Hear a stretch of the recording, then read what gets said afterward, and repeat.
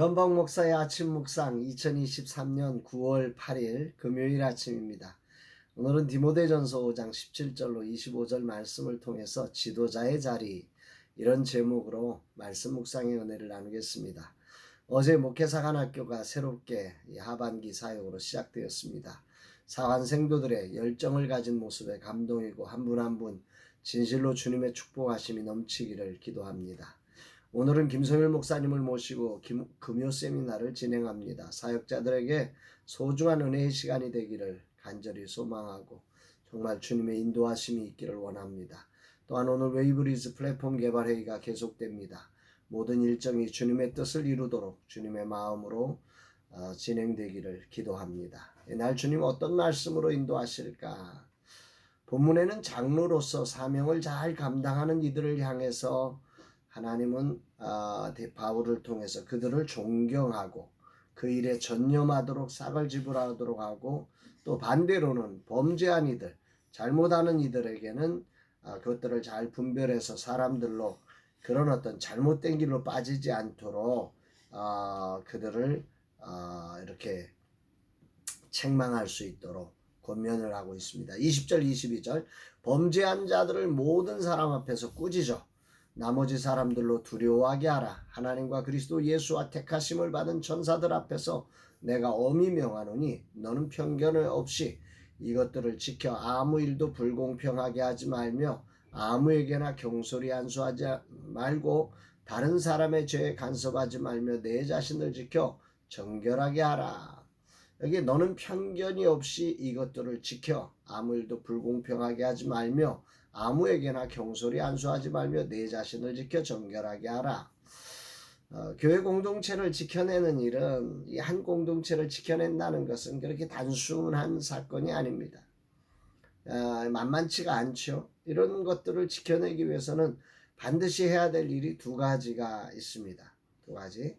하나는 17절에 나오는 대로 잘하는 이들이 존경받는 문화, 그리고 그들이 더욱더 힘써서 그 일을 할 수 있도록 계속해서 힘을 실어주는 분위기가 만들어져야 되겠죠.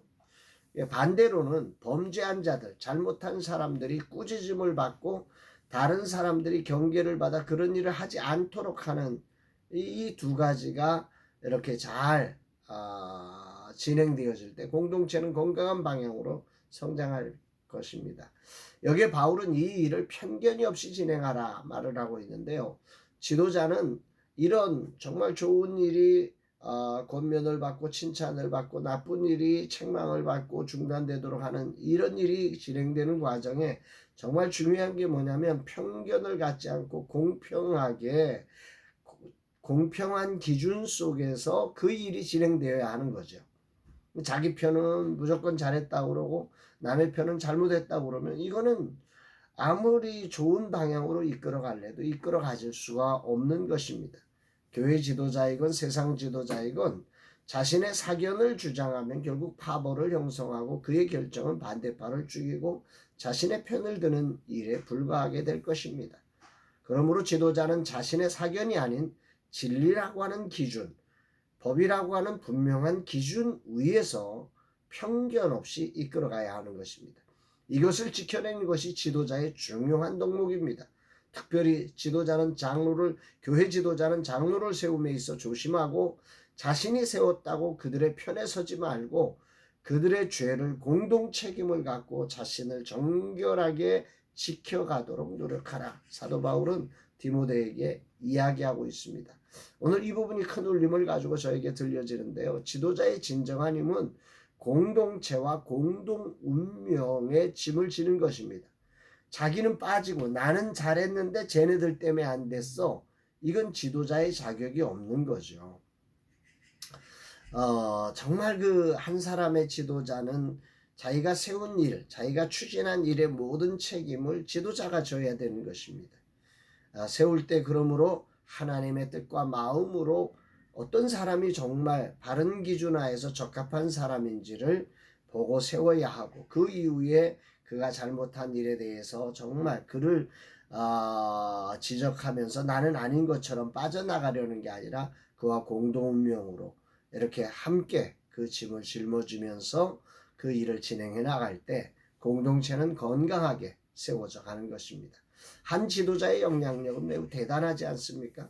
그래서 세움에 있어 하나님의 뜻과 인도를 받기 위해서 정말 기도해야 하는 것입니다.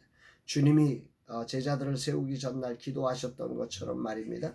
그러나 그렇게 세워졌다면 그들의 죄를 지적하는 자가 아니라 공동운명체로 그런 죄악에 빠지지 않고 정결케 되도록 자기를 지켜가는 이런 과정들을 함께 달려가야 한다고 하는 것입니다. 이런 말씀을 묵상하면서 돌아보면 저는 지적질의 천재가 되어버렸습니다. 이유가 있죠.